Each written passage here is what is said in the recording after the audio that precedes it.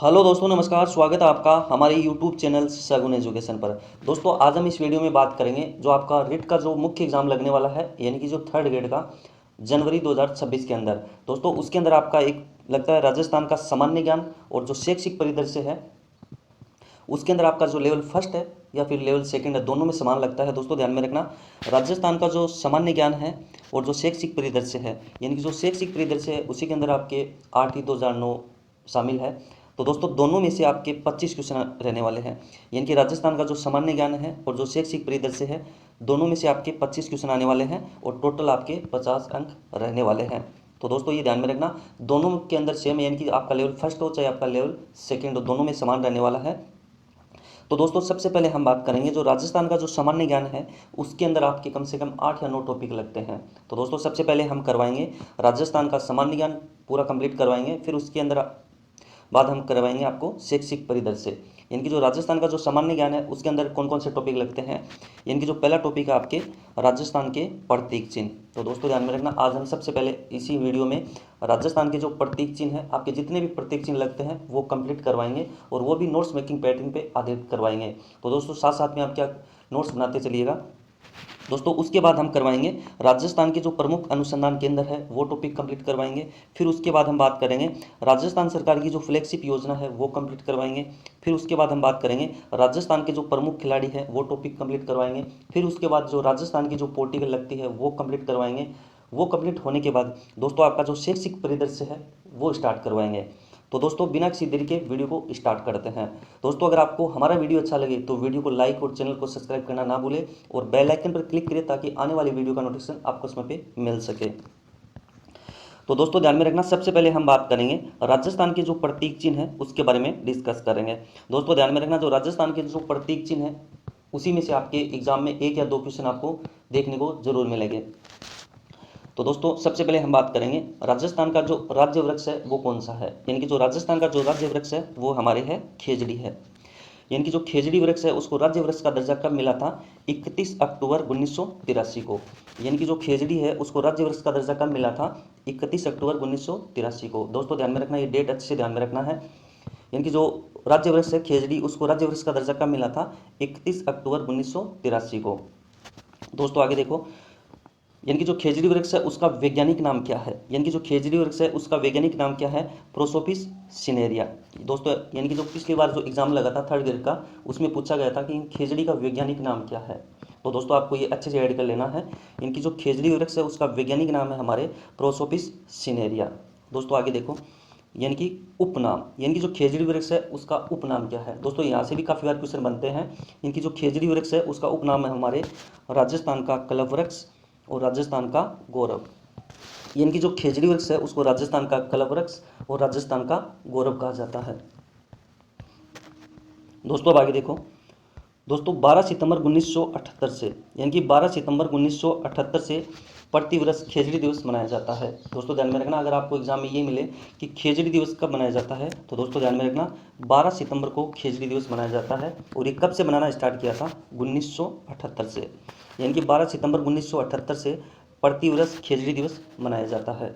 दोस्तों आगे देखो, 1988 में खेजड़ी वृक्ष पर 60 पैसे की डाक टिकट जारी की गई थी। दोस्तों ध्यान में रखना, 60 पैसे की जो डाक टिकट जारी की गई थी खेजड़ी वृक्ष पे वो कब की गई थी? 1988 में। दोस्तों आगे देखो, ऑपरेशन खेजड़ा अभियान। दोस्तों ध्यान में रखना, ऑपरेशन खेजड़ा अभियान कब प्रारंभ किया गया था? 1991 में। दोस्तों ध्यान में रखना, जो खेजड़ी वृक्ष है उसको बचाने के लिए राज्य सरकार ने ऑपरेशन खेजड़ा अभियान चलाया था। कब चलाया था? 1991 में। तो दोस्तों ध्यान में रखना, ये स्लाइड भी मोस्ट रहने वाली है, अच्छे से अपनी जो नोटबुक है उसमें अच्छे से ऐड कर लेना। यानी कि जो खेजड़ी वृक्ष है उसको बचाने के लिए राज्य सरकार ने ऑपरेशन खेजड़ा अभियान प्रारंभ किया था 1991 में। दोस्तों अब आगे देखो, दोस्तों खेजड़ी को स्थानीय भाषा में क्या बोलते हैं? यानी कि जो हमारी जो स्थानीय भाषा होती है उसमें खेजड़ी वृक्ष को क्या बोलते हैं? सिमलो बोलते हैं या फिर जाटी बोलते हैं। यानी कि जो खेजड़ी है उसको स्थानीय भाषा में क्या बोलते हैं? सिमलो या फिर जाटी कहा जाता है। और जो खेजड़ी वृक्ष है उसको वेदों में क्या कहा जाता है? वेदों में उसे समी बोलते हैं। दोस्तों आगे देखो, खेजड़ी वृक्ष की पूजा, यानी कि जो खेजड़ी वृक्ष है उसकी पूजा कब की जाती है? तो दोस्तों ध्यान में रखना, विजयदशमी या फिर दशहरे के दिन खेजड़ी वृक्ष की पूजा की जाती है। दोस्तों आगे देखो, खेजड़ी को बचाने हेतु 363 लोगों के बलिदान का नेतृत्व किसने किया था? यानी कि खेजड़ी को बचाने हेतु 363 लोगों के बलिदान का नेतृत्व किसने किया था? अमृता देवी बिश्नोई ने किया था। दोस्तों ध्यान में रखना, ये पॉइंट भी आपके लिए मोस्ट रहने वाला है। इनकी जो खेजड़ी को बचाने हेतु 363 लोगों के बलिदान का नेतृत्व किसने किया था? अमृता देवी बिश्नोई ने किया था। दोस्तों अब आगे देखो। दोस्तों अब हम बात करते हैं राज्य पुष्प के बारे में, यानी कि राजस्थान का राज्य पुष्प कौन सा है? तो दोस्तों ध्यान में रखना, राजस्थान का जो राज्य पुष्प है वो हमारे है रोइडा है। दोस्तों आगे देखो, राज्य पुष्प का दर्जा कब मिला था? यानी कि जो रोइडा था उसको राज्य पुष्प का दर्जा कब मिला था? 31 अक्टूबर 1983 को मिला था। दोस्तों ये डेट आपको अच्छे से ध्यान में रखनी है कि नहीं, राज्य पुष्प का दर्जा कब मिला था? 31 अक्टूबर 1983 को मिला था। दोस्तों आगे देखो। दोस्तों वैज्ञानिक नाम, यानी कि जो राज्य पुष्प रोइडा है उसका वैज्ञानिक नाम क्या है हमारे? टिकुमेला अंडुलेटा। दोस्तों ध्यान में रखना, आपके जितने भी वैज्ञानिक नाम हैं वो आपको अच्छे से ध्यान में रखने हैं, क्योंकि एग्जाम में आपको एक क्वेश्चन जरूर देखने को मिलेगा। यानी कि जो राज्य पुष्प रोइडा है उसका वैज्ञानिक नाम है टिकुमेला अंडुलेटा। दोस्तों आगे देखो। दोस्तों राज्य पुष्प रोइडा है उसका उपनाम, यानी रोइडे का उपनाम क्या है? मरुस्थल का सागवान और मारवाड़ टीक। दोस्तों ध्यान में रखना, मरुस्थल का सागवान और मारवाड़ टीक और राजस्थान की मरुशोभा कहा जाता है। यानी कि जो राज्य पुष्प रोइडा है उसको मरुस्थल का सागवान, मारवाड़ टीक और राजस्थान की मरुशोभा कहा जाता है। दोस्तों ये स्लाइड भी आपके लिए मोस्ट रहने वाली है, तो उसको अच्छे से ऐड कर लेना। दोस्तों अब हम बात करते हैं, जो रोइडा है वो मुख्यतः कहाँ पे पाया जाता है? दोस्तों ध्यान में रखना, रोइडा मुख्यतः पश्चिमी राजस्थान में पाया जाता है। यानी कि जो रोइडा है वो मुख्यतः पश्चिमी राजस्थान में पाया जाता है। और फूल खिलने का समय, दोस्तों ध्यान में रखना, ये भी एग्जाम में काफ़ी बार क्वेश्चन आ चुका है कि रोइडे के फूल कौन से महीने में फूल खिलते हैं? तो दोस्तों ध्यान में रखना, फूल खिलने का समय है चैत्र माह। यानी कि जो हिंदी माह पूछे तो आपको चैत्र माह करना है, और वैसे अगर पूछे तो आपको मार्च अप्रैल का महीना करता है।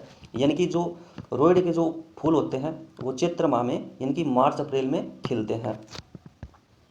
दोस्तों अब आगे देखो। दोस्तों अब हम बात करते हैं राज्य पशु, यानी कि जो पशुधन श्रेणी के अंदर जो राज्य पशु है वो हमारा कौन सा है? दोस्तों ध्यान में रखना, जो राज्य पशु है हमारा वो हमारे है ऊँट है। यानी कि जो राज्य पशु है पशुधन श्रेणी के अंदर राज्य पशु कौन सा है? राज्य पशु हमारे ऊँट है।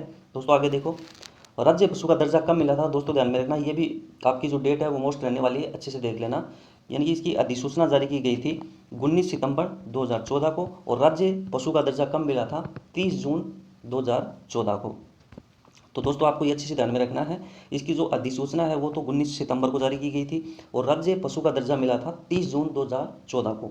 यानी राज्य पशु का दर्जा कब मिला था? 30 जून 2014 को। दोस्तों जो ऊँट है उसका वैज्ञानिक नाम है कैमल्स ड्रोमेटेरियस। दोस्तों ध्यान में रखना, ये जो वैज्ञानिक नाम है ये अच्छे से देख लेना। यानी कि जो ऊँट का जो वैज्ञानिक नाम है वो हमारे है कैमल्स ड्रोमेटेरियस। दोस्तों आगे देखो।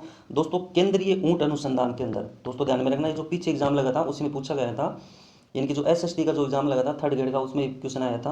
यानी कि केंद्रीय ऊँट अनुसंधान केंद्र कहाँ पे स्थित है? जोड़बीड़ बीकानेर में स्थित है। तो दोस्तों आपको अच्छे से ध्यान में रखना है कि केंद्रीय ऊँट अनुसंधान केंद्र कहाँ पे है? जोड़बीड़ बीकानेर में है, और इसकी स्थापना कब की गई थी?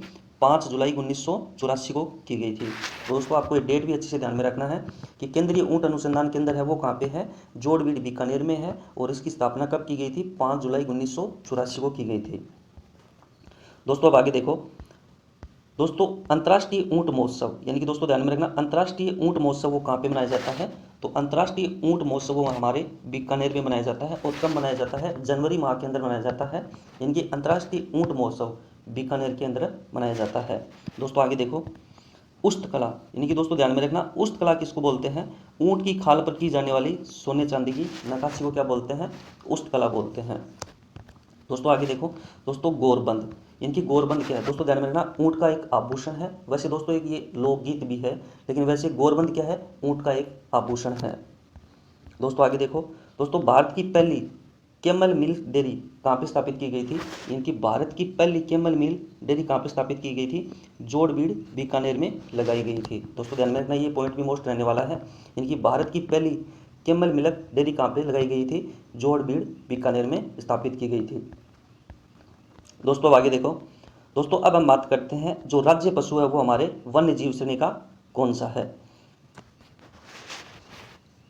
दोस्तों राज्य पशु कौन सा हमारे वन्य जीव श्रेणी का, पशुधन श्रेणी का दोस्तों ध्यान में रखना ऊंट है, और वन्य जीव श्रेणी का कौन सा है, राज्य पशु कौन सा है, हमारे चिंकारा है। यानी कि जो चिंकारा है उसका वैज्ञानिक नाम क्या है, हमारे गंजेला बनेटी है। दोस्तों ध्यान में रखना, ये जो वैज्ञानिक नाम है अच्छे से याद कर लेना। यानी कि जो राज्य पशु है वन्य जीव श्रेणी का वो कौन सा है, चिंकारा है, और चिंकारा का जो वैज्ञानिक नाम है वो हमारे है गंजेला बनेटी है। दोस्तों आपको अच्छे से ध्यान में रखना है। और राज्य पशु का दर्जा कब मिला था, तो 22 मई 1981 को मिला था। दोस्तों ध्यान में रखना, जो राज्य पशु था ऊंट, उसको राज्य पशु का दर्जा कब मिला था, 30 जून 2014 को मिला था। और जो चिंकारा है उसको राज्य पशु का दर्जा कब मिला था, 22 मई 1981 को। दोस्तों आपको डेट अच्छे से ध्यान में रखनी है। दोस्तों आगे देखो, दोस्तों एंटीलोप प्रजाति का एक काला हिरण होता है। दोस्तों ध्यान में रखना, जो चिंकारा होता है वो एंटीलोप प्रजाति का एक काला हिरण होता है। दोस्तों ये सामान्यतः नाहरगढ़ का जो किला है जयपुर में, वहाँ पे मतलब जो नाहरगढ़ का किला है जयपुर में उसके आसपास दिखाई देता है। दोस्तों आगे देखो, सामान्यतः नाहरगढ़ जयपुर किले के आसपास देखा जा सकता है। यानी कि जो राज्य पशु है चिंकारा, ये आपके जो नाहरगढ़ जयपुर है उसके आसपास देखा जा सकता है। दोस्तों अब आगे देखो,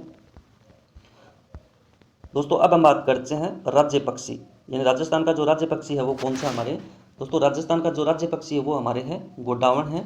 और उसका जो वैज्ञानिक नाम है, दोस्तों ध्यान में रखना, जो वैज्ञानिक नाम जितने भी है वो अच्छे से याद कर लेना, क्योंकि एग्जाम में यहाँ से क्वेश्चन पूछा जाता है। यानी कि जो वैज्ञानिक नाम है वो हमारे है कोरियोटिस नाइग्रोसेप। यानी कि जो गोडावण है उसका वैज्ञानिक नाम है कोरियोटिस नाइग्रोसेप। दोस्तों अब आगे देखो, दोस्तों उसका उपनाम, यानी कि जो गोडावण है उसका उपनाम है हमारे ग्रेट इंडियन ब्रेस्टेड और हुक्मा, सोहन चिड़िया, मालमोडनी और गुरैया। दोस्तों ध्यान में रखना, जो राज्य पक्षी गोडावण है उसका उपनाम है ग्रेट इंडियन ब्रेस्टेड, हुक्ना, सोहन चिड़िया, मालमोडनी और गुरायन। दोस्तों आगे देखो, राज्य पक्षी का दर्जा कब मिला था, यानी कि जो गोडावण है उसको राज्य पक्षी का दर्जा कब मिला है, 21 मई 1981 को। यानी कि 21 मई 1981 को राज्य पक्षी का दर्जा मिला है इसको, गोडावण को। दोस्तों एक बार दोबारा देखना कि यानी कि जो राज्य पक्षी गोडावण है उसके उपनाम है हमारे ग्रेट इंडियन ब्रेस्टेड और हुक्ना, और इसी को ही आप सोन चिड़िया बोल सकते हैं, मालमोडनी बोल सकते हैं और गुरायन बोल सकते हैं। और इसको राज्य पक्षी का दर्जा मिला था 21 मई 1981 को। दोस्तों आगे देखो, दोस्तों जो गोडावण है उस पर डाक टिकट जारी किया गया था, कब किया गया था, 1980 के अंदर किया गया था। यानी कि जो गोडावण है उस पर डाक टिकट जारी किया गया था 1980 में। दोस्तों अब आगे देखो, दोस्तों गोडावण प्रजनन केंद्र, दोस्तों ध्यान में रखना, जो गोडावण है उसका जो प्रजनन केंद्र है वो कहाँ पे स्थित है, वो माचिया जोधपुर में स्थित है। यानी कि जो गोडावण प्रजनन केंद्र है वो कहाँ पे स्थित है, माचिया जोधपुर में स्थित है। दोस्तों आगे देखो, 2010 में IUCN के द्वारा रेयर डाटा बुक में इसे दुर्लभ प्राणी की सूची में शामिल किया गया है। दोस्तों ध्यान में रखना, जो गोडावण पक्षी है उसको 2010 में IUCN के द्वारा रेड डाटा बुक में इसे दुर्लभ प्राणी की सूची में शामिल किया गया है। दोस्तों ध्यान में रखना, ये पॉइंट भी मोस्ट है। दोस्तों अब आगे देखो, दोस्तों अब हम बात करते हैं राज्य नृत्य, यानी राजस्थान का जो राज्य नृत्य है वो कौन सा है, दोस्तों राज्य नृत्य हमारे घूमर है। दोस्तों इसे राजस्थान की, यानी कि इसे राज्य की आत्मा कहा जाता है। और उसके जो अन्य नाम है, इनके जो घूमर नृत्य है उसके उपनाम है हमारे लूर और झुमरिया। यानी कि जो घूमर नृत्य है उसके अन्य नाम है लूर या फिर झुमरिया। और जो राज्य नृत्य है घूमर है उसे राज्य की आत्मा कहा जाता है।